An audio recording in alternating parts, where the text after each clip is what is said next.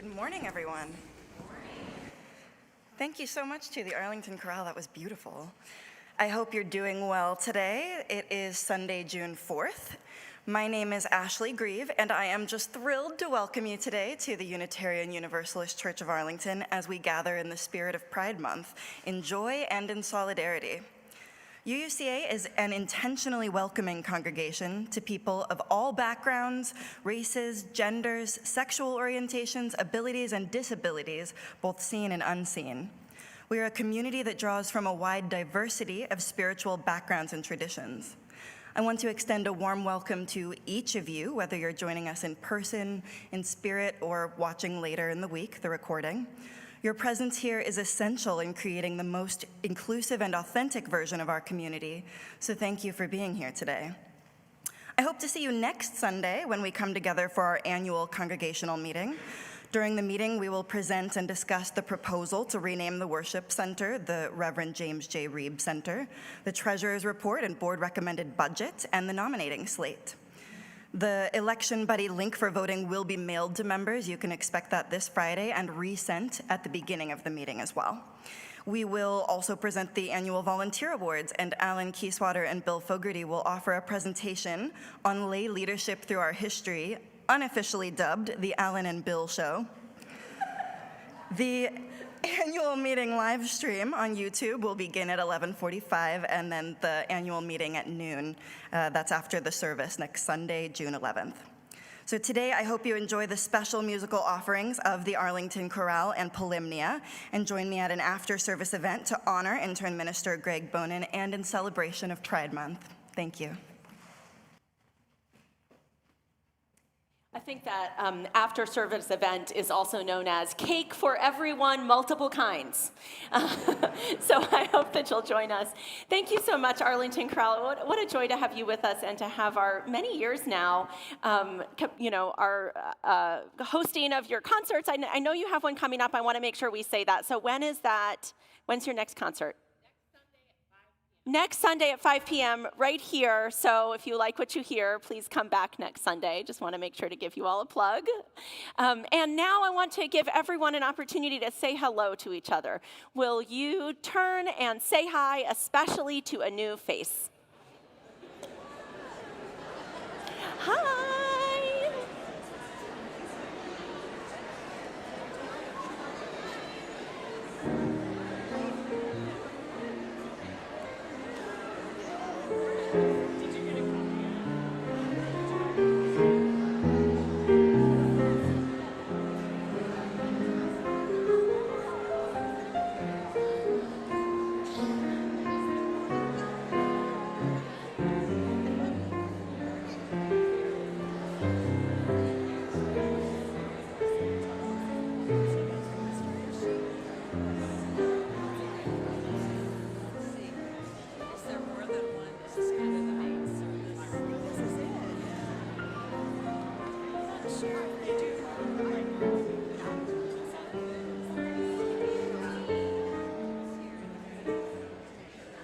Invite you now to find your seats again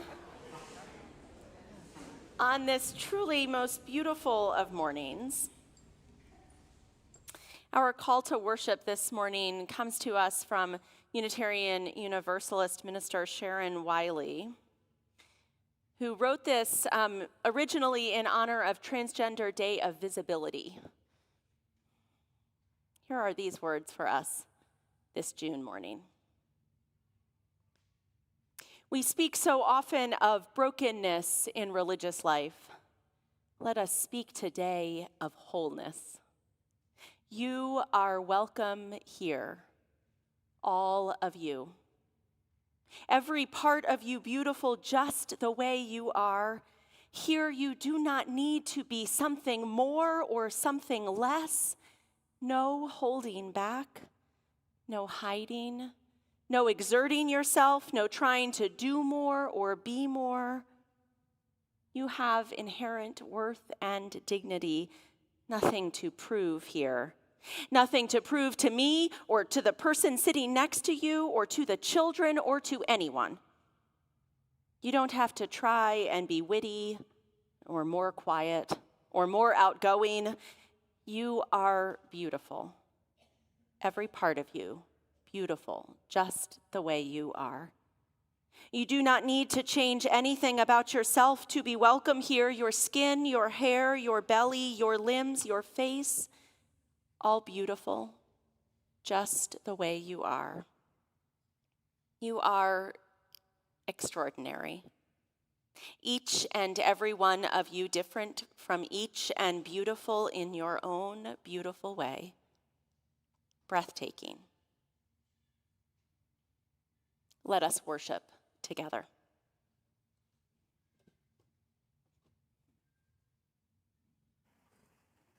This morning, I light our candle of compassion, considering the word courage.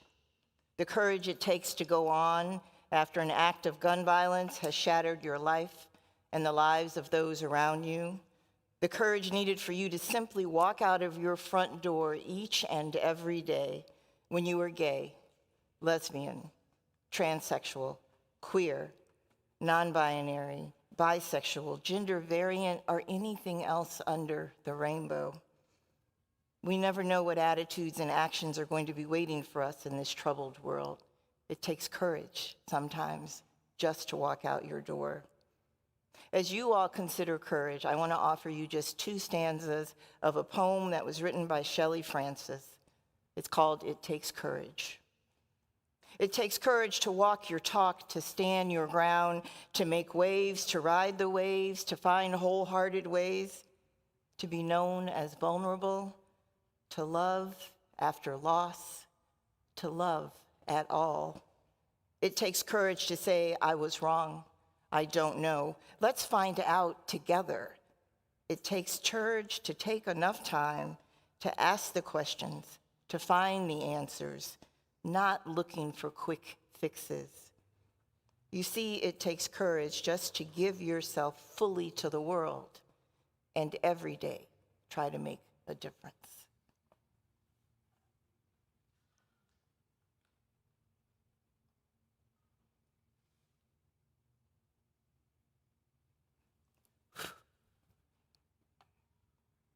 And if you'll join me in the words to light our chalice. We gather together as a community of memory and hope to celebrate life and its infinite possibilities for love. In one voice, we light this chalice as a symbol of the light within every human heart. May our individual sparks meet and merge, bringing both light and warmth to the world. Our opening hymn is number 361, Rise in Body or Spirit. Enter, rejoice, and come in, verses 1, 4, and 5.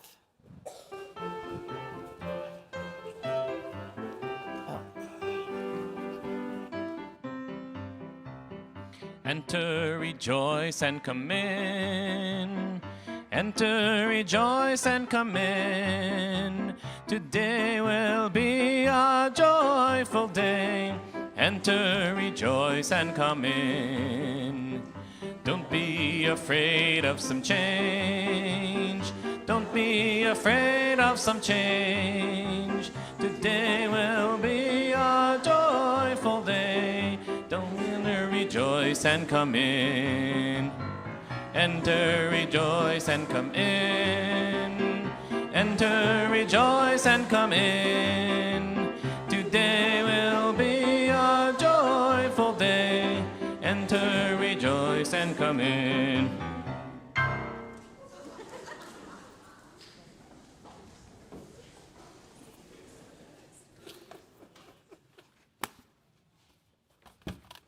It was a surprise because 1 and 5 are the same. 1 and 5 are the same. 1 and 5 are It's the a same. surprise. One of the most wonderful things we do on Sunday morning is called a wisdom lesson. Today's wisdom lesson is called The Day You Begin, and it was written by author Jacqueline Woodson. So with the young and the young at heart and those who love a story, please join me. Hey, T, have a seat. Give me some. Give me some. Give me some. Yeah. Come on in. Come on in. Come on in. Should we sit? How you guys doing? Good. Good? Come on in, there's room. Come right there. Oh, there's more. Oh my gosh, and the crowd grows large. Wow. The young at heart, the not so young. Everybody loves the story. This is called The Day You Begin. There will be times when you walk into a room and there will be no one that is quite like you. Maybe it will be your skin, your clothes, or the curl of your hair. There will be times when no one understands the way that words curl from your mouth, the beautiful language of the country you left behind. My name is Rigoberto. My mouth moves in the words from Venezuela. And because they don't understand, sometimes the classroom fills with laughter and the teacher has to quiet them down. Rigoberto from Venezuela, your teacher says so soft and so beautifully that your name and your homeland sound like flowers blooming and the first bright notes of a song. There will be times when the words don't come. Your own voice, once huge, may feel small. When the teacher says, "What did you do last summer? Can you share a story with the class?" And your friend from France comes up and says, "Well, these shells came from a beach near my house." And another boy named Jonathan says, "These shells came from a beach in Maine." And he has a jar that is filled with tiny shells so fragile they look like they might just turn to dust. And another friend says, "My family went to India. No, Spain. No, South Carolina." And each one of those children carries their trip like a small triumph. And the travel list goes on and on. But you didn't really go anywhere. As you stand in front of that room, all you can remember is how the heat climbed off the sidewalk and you spent your days at home caring for your little sister. You only remember the books that you kept reading long after you both wanted to go to sleep. Or you remember being in that room where no one else was quite like you. You look down at your own empty hands and you wonder, what good is this? When other students were flying and sailing and collecting shells, what good was my summer?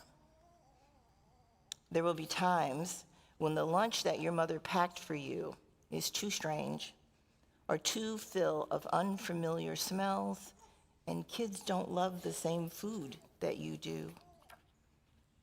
There will be times when even your own friend Nadia wrinkles her nose and says, "Oh my, what's in that lunchbox anyway?" And you'll wonder, why doesn't she see the rice and the meat and the kimchi? And you'll wonder, why doesn't she remember that rice is the most important and the most popular food in the entire world? There will be times when the world feels like a place that all you're doing is standing all the way outside of. And all that stands beside you is your own brave self, steady as steel and ready, even though you don't know what you need to be ready for. There will be times when you walk into a room and no one there is quite like you until the day you begin. You begin to share your stories. My name is Angelina, and I spent my whole summer with my little sister. You tell the entire class in a voice that is brave and loud. It's stronger than it was a minute ago. I spent the whole summer with my little sister reading books and telling stories, and even though we were right there on our block all summer long and we got to go no place, it felt like we got to go everywhere.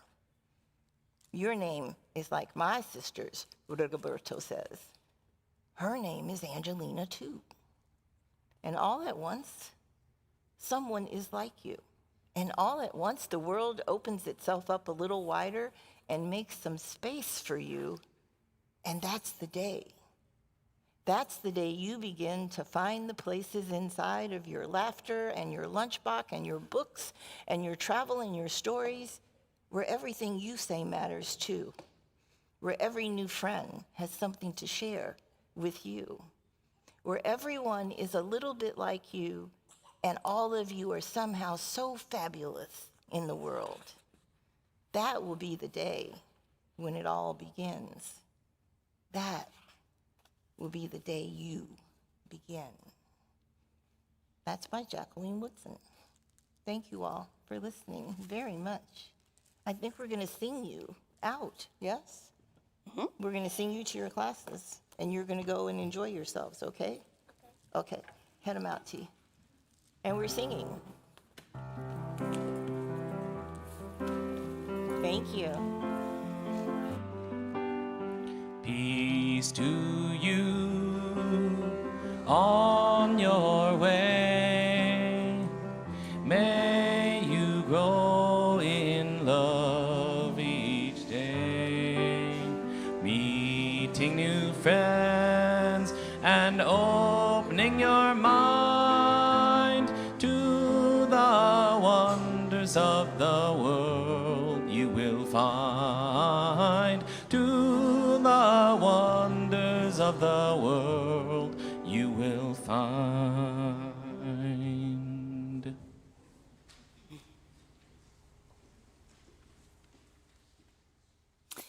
Usually during our time of prayer and meditation, we try to use language that invites in as many people in the room.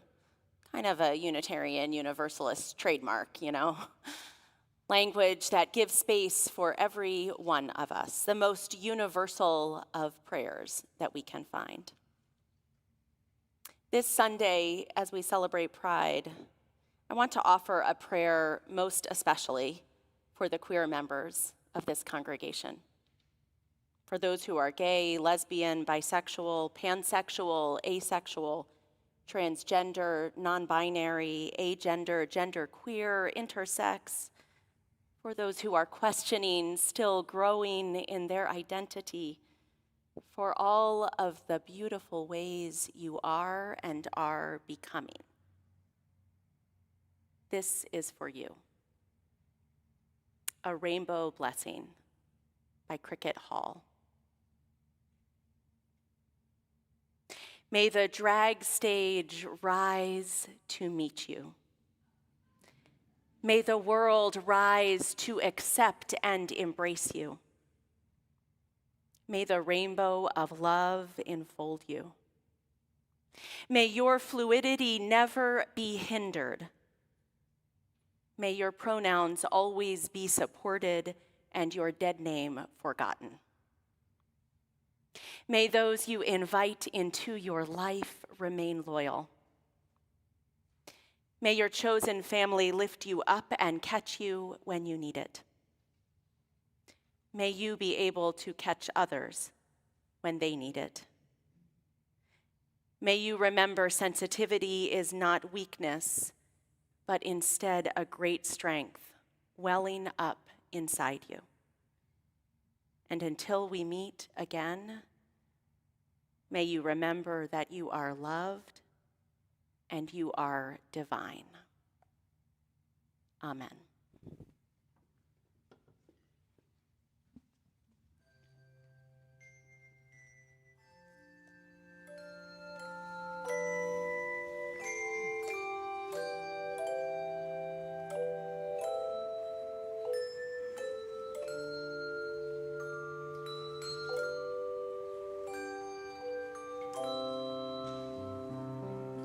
Fuente de amor,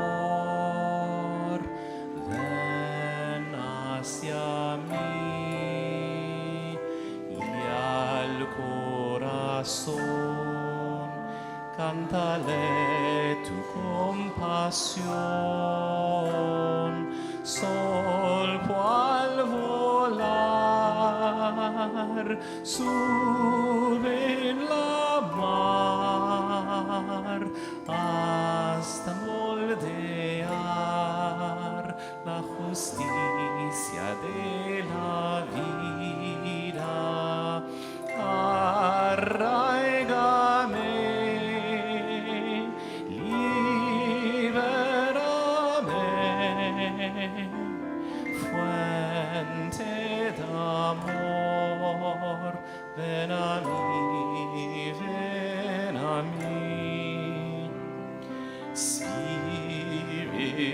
of life, then unto me. Sing in my heart all the stirrings of compassion. Blow in the wind, rise in the sea,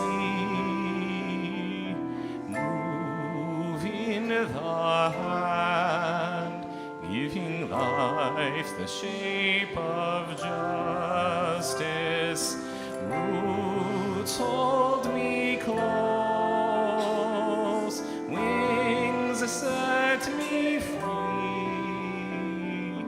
Spirit of life, come to me, come to me.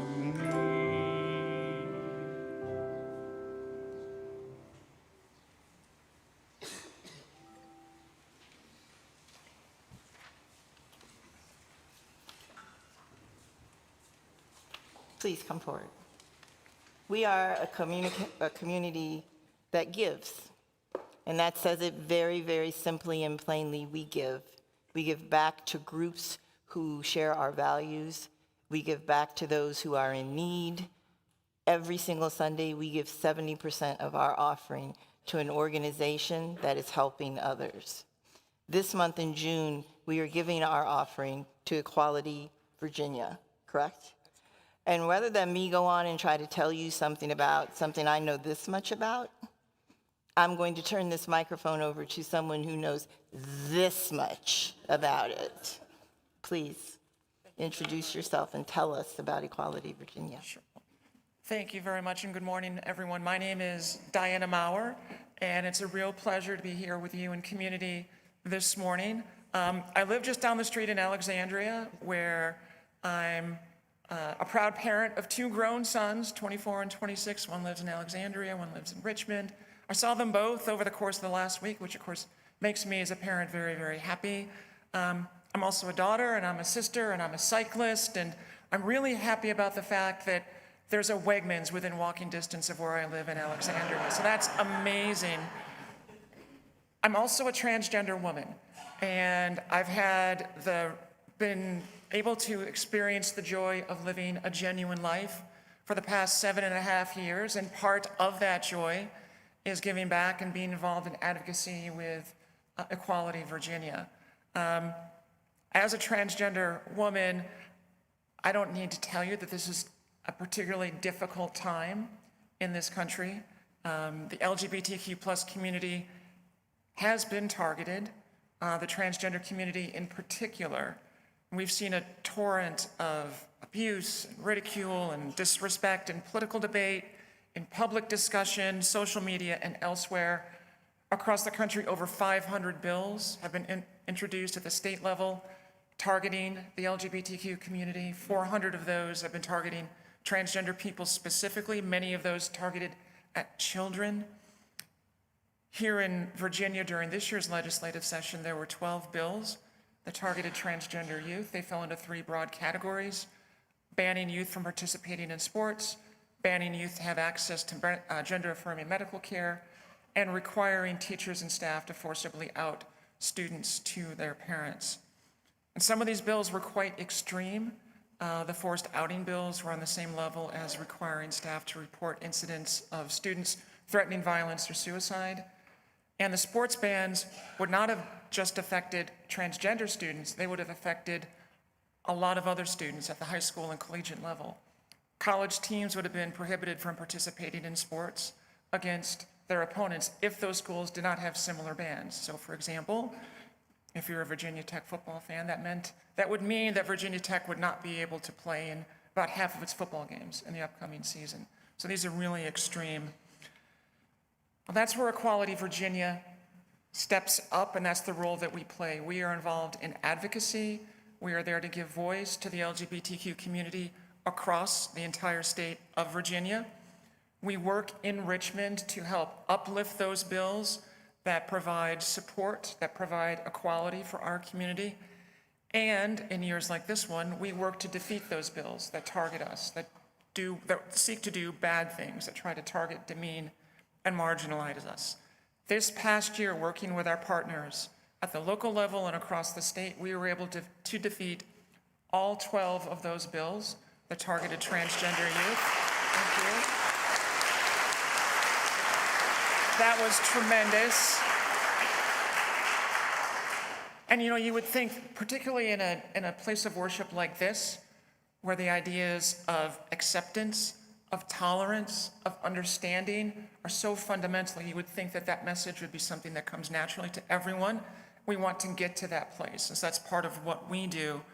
One of the things that we did this year was we had a series of lobby days. We brought in over 100 people from across Virginia to speak to over 80 members of the General Assembly and the Senate, including both, as well as their staff. We supported and trained people to testify before committees, so over 50 people testified. And we also worked at the local level to help train and empower local activists to work with their local school boards to, again, uplift students and protect students who might be the targets of attacks and demeaning legislation and policies. Now, this all takes time and it all takes resources. Equality Virginia is a very small but mighty organization, so we greatly appreciate any help or support that you can provide us as we continue to work for the LGBTQ community. So I really want to end on a high note, though. Yesterday, I spent all day at Alexandria Pride, and it was a beautiful example of some of the words that we heard discussed just earlier today, of over 500 people coming together in community as themselves, being able to live genuine, open lives, to share community with one another, and to celebrate their diversity and their differences in a way that's grounded in our common humanity. So thank you very much for the opportunity to join your service today, and I look forward to chatting with you afterwards. Thank you.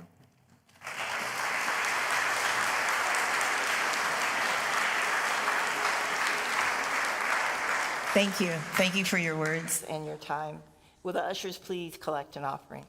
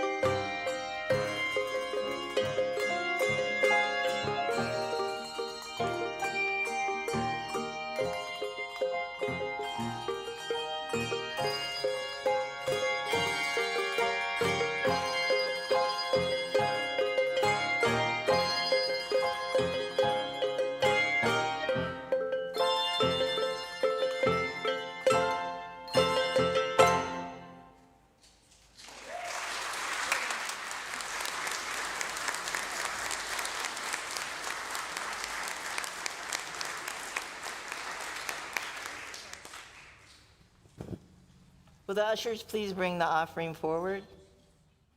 We are indeed a community that gives. We give of our time, our talent, and our treasure. Every dollar we collect, every nickel, every penny, every quarter, everything that comes in online helps to make our world a better place.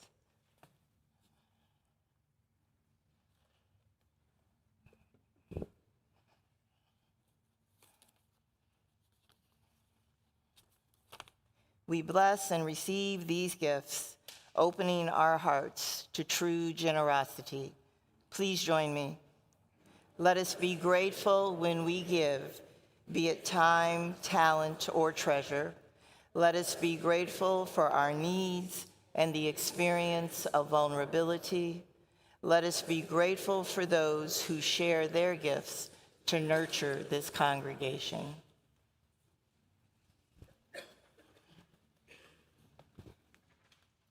Thank you, ladies.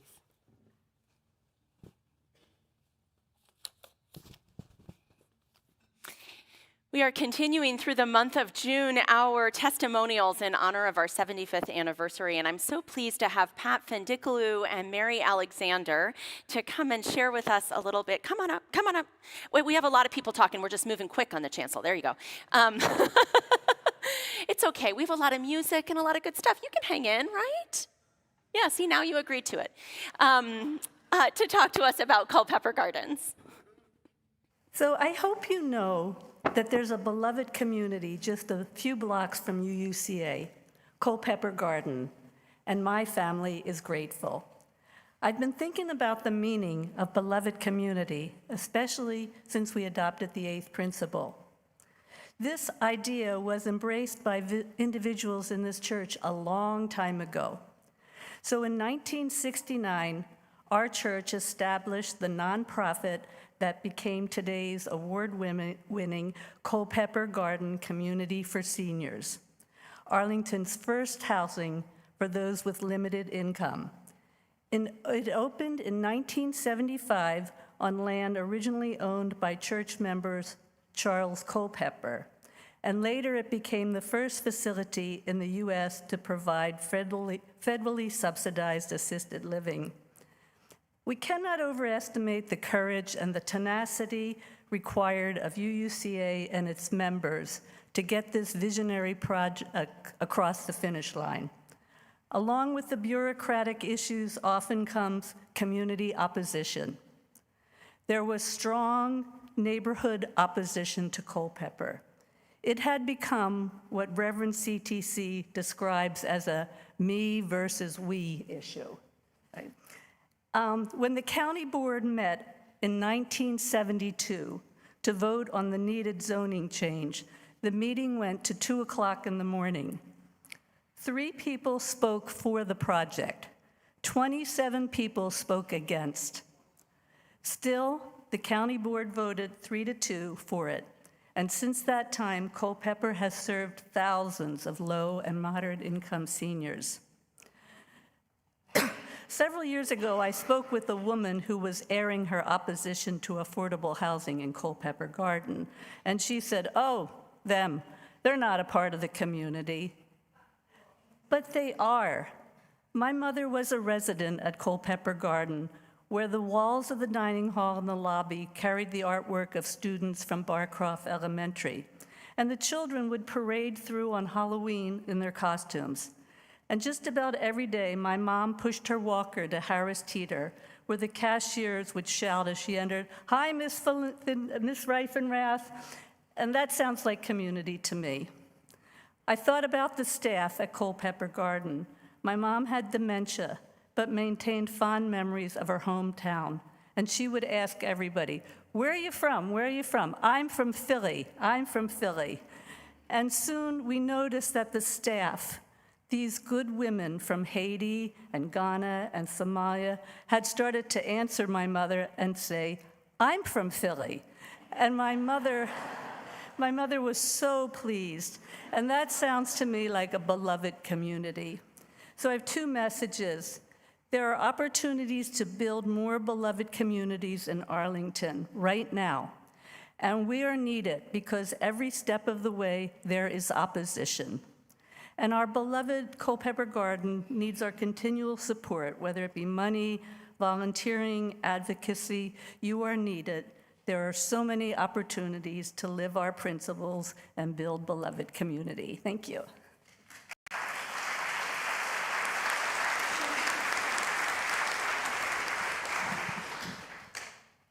Good morning. My name is Mary Alexander, and I have been a resident of Culpeper Garden since last November. I scheduled a tour of Culpeper Garden last year, mainly out of concern for the challenges that my aging is likely to bring for my daughter, Helen. I thought that since there was probably a long wait list, it was a good idea to get started. I had no idea how much I needed Culpeper Garden at that moment and how soon my life would change by moving there. The first revelation was that the rent in Culpeper is based on a percentage of your income rather than discounted relative to the market. When I discovered how much money I might save, I knew I had to move as soon as possible. I could not afford not to move. So it's for financial reasons that I moved, but my life has improved exponentially. I am so delighted and grateful. I had moved to Arlington 2 weeks before the pandemic shut everything down. I was isolated and lonely. Later, I joined the church and made friends here, mostly through my covenant group. But as you know, it takes time to intentionally cultivate relationships with people you do not regularly run into in your life. On my first day at Culpeper, I received a note under my door from a neighbor 3 doors down from me, inviting me to sit at her table for the Thanksgiving celebration. Since then, I have found many opportunities to make connections in the dining hall, at weekly coffees and sing-alongs, games, in-house music performances, and movies. We also have access to free tickets to many concerts, shows, and games through the Fenwick Foundation. I go out more at night now than I have in years. Through the activities department, we have information to access many services: home health care, food assistance, exercise, and even information on legislation that will affect us. Before I close, I want to mention that living in community with other aging people has been a spiritual journey. I have a front row seat to aging and all the minuscule losses this entails, inch by inch. You might think this is depressing, but I do not find it so. I find it comforting not to be alone in this journey of loss. With limited financial resources to deal with the changes our bodies and minds impose, we enjoy each other's company and have fun. These are good people to age with. I am grateful for the vision of the founders of Culpeper Garden, proud that my church initiated it, and that through Share the Plate, my church continues to support my most impoverished neighbors in Culpeper Assisted Living. Thank you.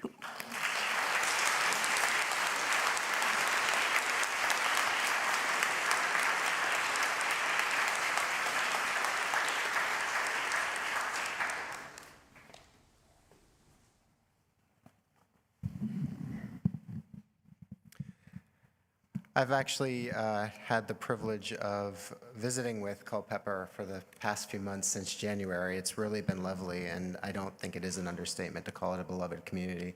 The people there are really amazing, and the community itself is a wonderful service, not only to this area, but really throughout the country. Thank you, Pat and Mary. Yeah. This internship has been a journey for me. And like so many of our journeys, the full telling has no distinct beginning. All of life has been this journey, an ongoing beginning that culminates in this moment, now here with you. I might consider my Catholic elementary schooling a beginning, or the cultivation of my ethical devotion in my teen years as a beginning, or finding the brilliant writings of Simone de Beauvoir and Audre Lorde and James Baldwin and Bell Hooks, each a beginning in this journey.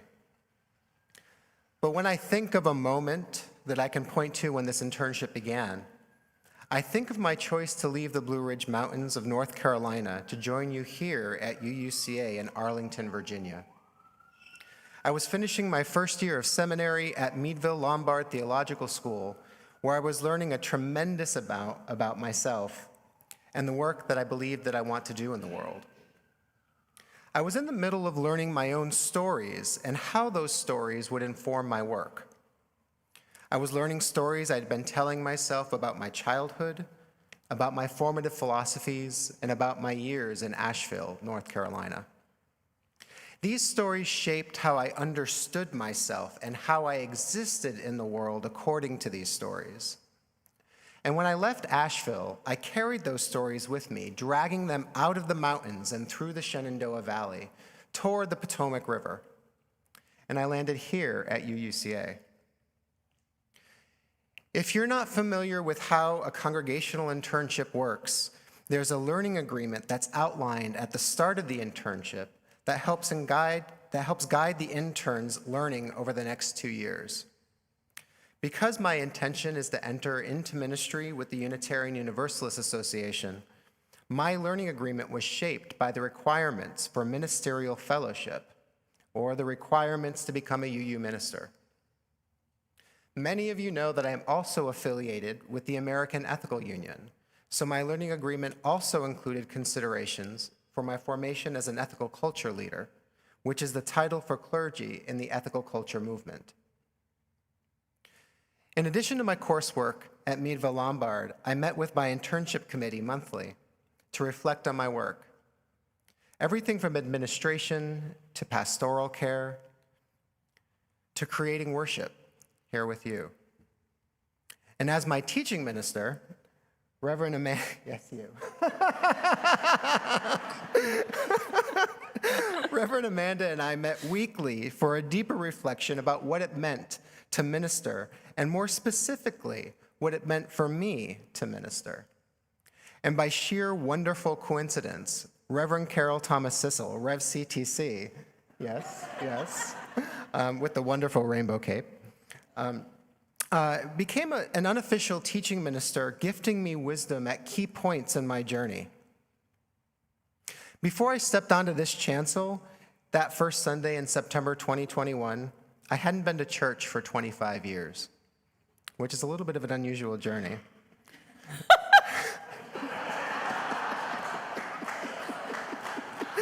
I kept wondering why you had this huge confessional on your stage here.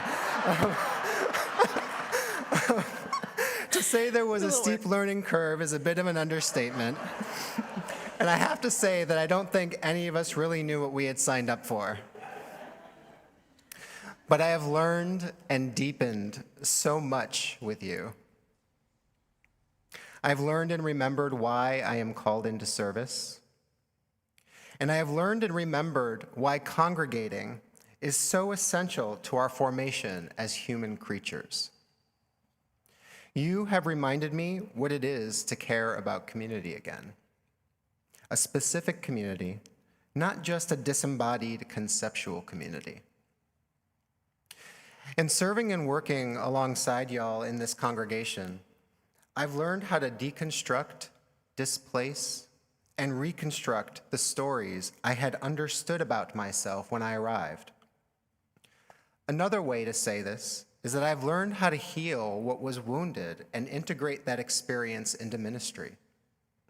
And I've learned how to lean into wholeness, a kind of queer and humanistic embodied holiness, so that I might better serve you.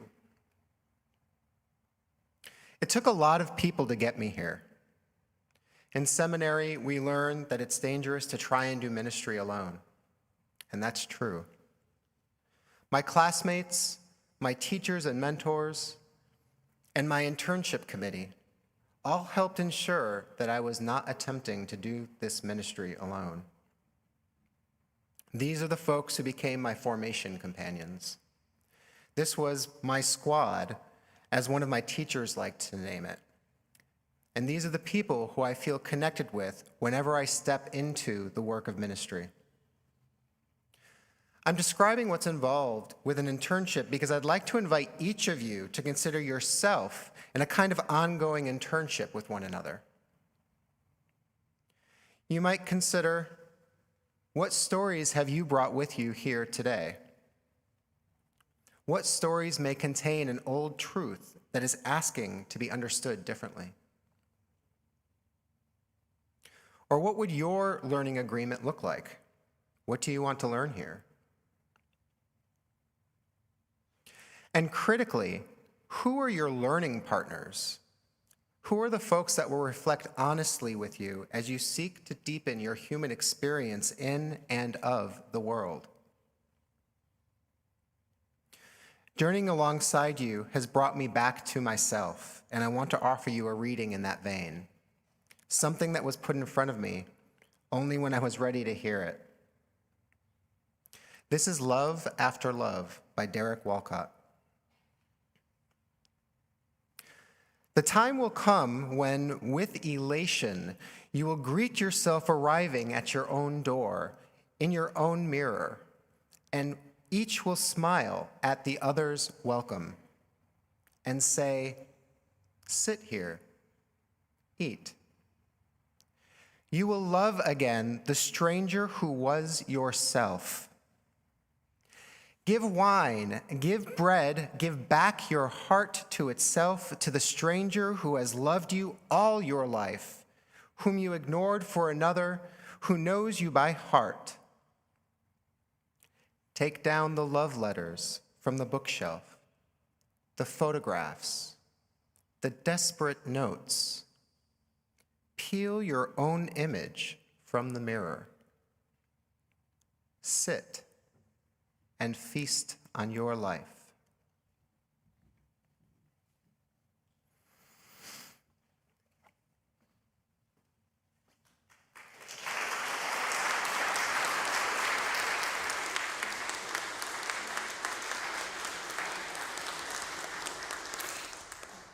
Greg, Rev CTC and I both planned words, but we actually just feel that we're complete with yours. So we're going to cry for a while, and I think there's some music. Come on up, come on up, come on up.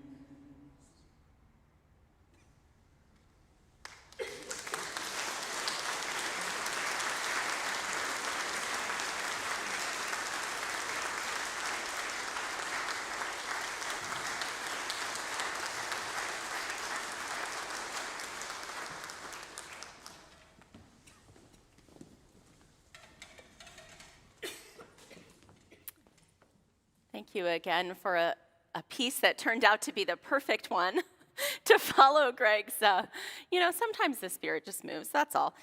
Planning, schmanning. Greg, will you come and join us, RevCTC? Yeah, come on up. And I'd like to invite Greg's internship committee to come on up on the chancel. They're not all able to be here today. Those of us that are with us, if you'll come on up and join us on the chancel, that would be wonderful. Come on up. Why don't you cluster right over here? How about that? Yeah, just cluster. Cluster with Greg. That's nice because you're supporting him. And it's great. Okay. Yes, very good clustering. Craig. Wait, come here. I can't see you. Okay. Greg. Okay. Here you come in the center. This is good. This is good. Okay. Still cluster. Still cluster. Over there. Greg. You have had a lot of moments of growth in the past 2 years. And there are more to come. For folks tracking ministerial journeys, Greg will, in December, meet with the Ministerial Fellowship Committee. And then after that, as Greg moves forward with fellowship requirements or moves forward into fellowship, eventually Greg may be ready to plan an ordination. I don't know. Who knows where it would be. We're going to do that. Today, well, it'll be Greg's choice. Yes. Today, however, is a moment of transformation, the completion of your ministerial internship here at UUCA. And as it happens, the beginning of your time as summer minister at UUCA. Yay.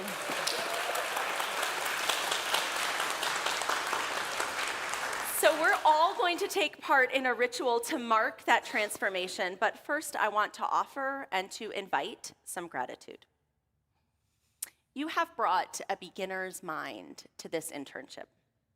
Sometimes because you were actually a beginner to Unitarian Universalism, but often simply because you were not content to ever stay with, because that's how it works. You have consistently invited all of us to think more deeply, to consider who may be in the room and who could be in the room, to wonder whether there is a different way to do something, and to zoom out to the biggest picture possible. I have been so grateful to learn with you during these years. That was so nice. That was just so beautiful. So mine's not as beautiful, but it is as heartfelt. Every fall, there's a conversation among ministers about interns, and it goes something like this. So, did you get one? And the ones who got one say, yeah, we got one. So how is he or she or they? And this is what happened in my conversation. I told a friend that Gandalf showed up in sandals with socks. She's roasting you. And you all remember when Greg first got here, right? The beard? Yes, the beard. And I think you were riding a bike. You didn't have a car. I was like, so Gandalf in socks showed up. But he's really kind. Yep. And he has a lot of things to say. But I had to ask him, are you sure? You want to be a UU minister? Isn't there something else you might want to do? Because that conversation among the ministers about the interns also went like this. So it sounds like he's a hot mess. I said, I think he's going to be okay because he has a kind heart. You do have a kind heart and an amazing sense of humor that you all don't get to hear. But back there, when me and Amanda are alone with Greg, oh my God. Humor that cannot be printed in programs. Humor that should not be spoken on chancels. Don't look at me. You've been there and heard some of it. We have a new tradition on a document that we all share on the Google Drive. And Greg's part of that document is to add a picture of an animal to it, to let your minds wander about all the different kinds of animals there are. And then think about Gandalf with sandals. And imagine what kind of pictures Greg has been adding to that document all year. They're like hedgehogs. They're just hedgehogs. They're not I don't just know what she's hedgehogs. talking about. No, there was that one thing with the bug eyes. Okay. See? Yeah. Okay. Anyway, it has been a joy to get to know you, to hear your kindness, to watch your spirit grow, and to be part of this amazing transition that happens when someone is an intern and then they become a minister. The MFC is going to do some stuff. We're going to give you some presents, but you're already a minister and you're ours, and we are grateful that you have spent this time with us. Thank you. Thank you.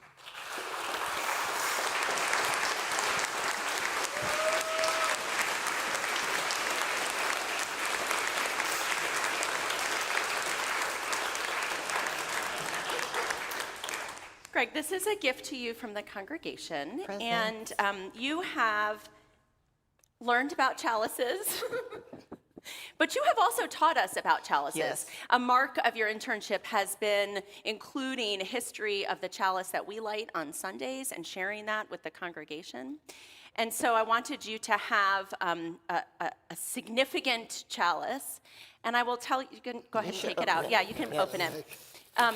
This chalice was created by a Unitarian Universalist young adult who has forged a path, pun intended, creating chalices and other art through traditional blacksmithing techniques in a forge that is located in the Blue Ridge Mountains.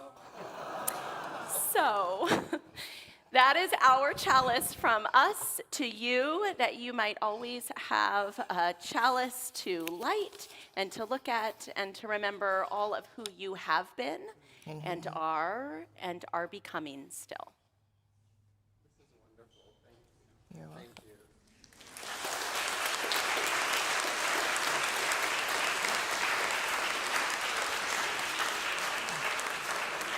Yes, I'd like to invite the internship committee to say a few words. Say a few We words. planned this well.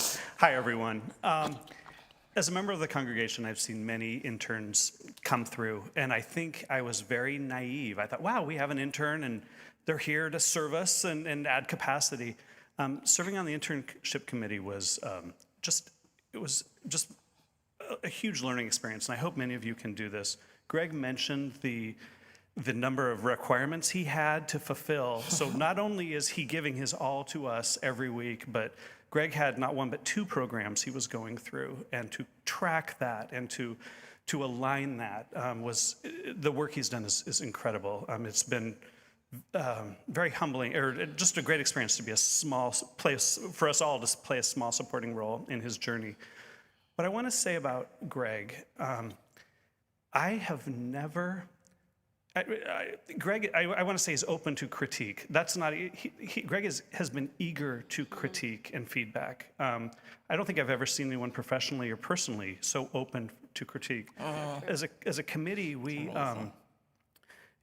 felt very entitled to say, as we're in our monthly check-ins, would say, here's something that I thought didn't work. We'd tell him that, or the dreaded, have you considered?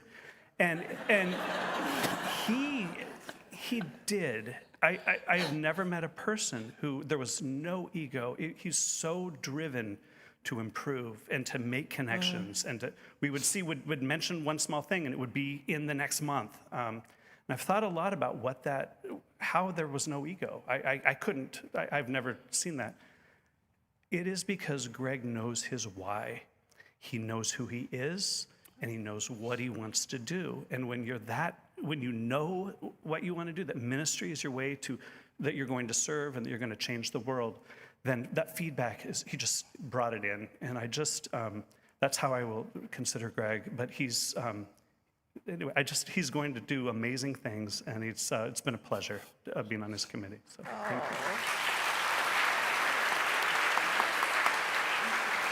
We have a gift for you too, Greg. We have a congregational gift in the works, but this is just a token. And Rev. Amanda talked about her significant chalice. I don't want to say this is a less significant chalice. It might be It's a little more portable, and it's a representation of your commitment to community ministry outside of the walls. It's a little portable chalice, and there's It's a something portable else in chalice. there to also represent your openness to what that ministry might look like. So thanks everybody for your support, and thank you, Yay. Greg.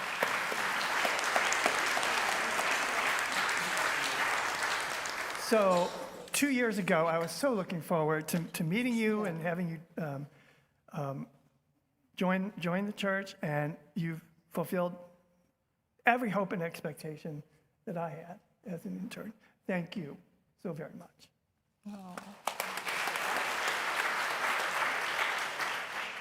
I want to thank you for being able to be an accompanier. This church knows what accompaniers are, and that's how I feel. Thank you so much. You're doing great. It's almost done. It's good. What'd you say? You're doing great? Yeah. It's a lot to hear. It's a lot. Just let it wash over you. Watch. And there's going to be more. There's more now. Would the congregation rise and body your spirit, please? Having an intern requires a congregation. You have been Greg's teachers, comrades, and his congregation. You've given him the gift of your attention, your vulnerability, and your trust. We are grateful for this teaching congregation and everything you were willing to give to Greg. As we send him off, perhaps you would like to do so vigorously with cheering and applause. Want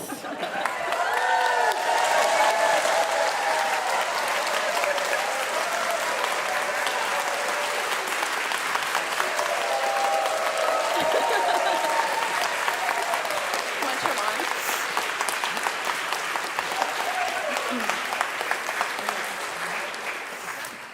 You may be seated. You may be seated. Greg, you have completed the requirements of your internship. It is done. Rev CTC and I are now ready to transform you into our summer minister, which is going to Magic. need magic wands. Magic. They're back. We're ready. Okay, Greg. Okay. Okay, Amanda. Greg's still sort of the intern, so he's going to do what I say. Okay. We need you to turn in a circle 3 times. Ready? There you go. Ready, 1, go. 2, 3. Poof!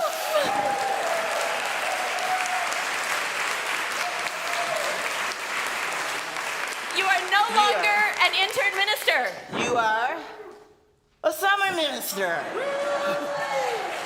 And Greg, you are now and always simply yourself. As you move further along on this journey of ministry, which continues and never ends, may you hold all that you have been and are becoming. We are so grateful to have been a part of it. We are. Yay.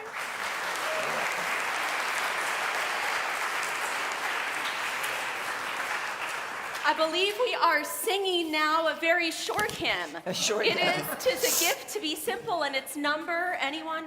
16. 16. Will you rise in body or in spirit to sing twice through? "'Tis a gift to be simple." Do we need a book? Fully embodied simpleness here No, today. it's simple. 'Tis a gift to be simple, 'tis a gift to be free, 'tis a gift to come down where we ought to be. And when we find ourselves in the place just right, 'twill be in the valley of love and delight. When true simplicity is gained, to bow and to bend we shan't be ashamed. To turn will be our delight, till by turning we come around right. 'Tis a gift to be simple, 'tis a gift to be free, 'tis a gift to come down where we ought to be. And when we find ourselves in a place just right, 'twill be in the valley of love and delight. When true simplicity is gained, to bow and to bend we ashamed. To turn, turn will be our delight, till by turning, turning we come round right. Please join me in the words to extinguish our chalice. We extinguish this chalice, but not the light and warmth it represents. These we carry with us, bringing our sparks of love to the world. You may be seated.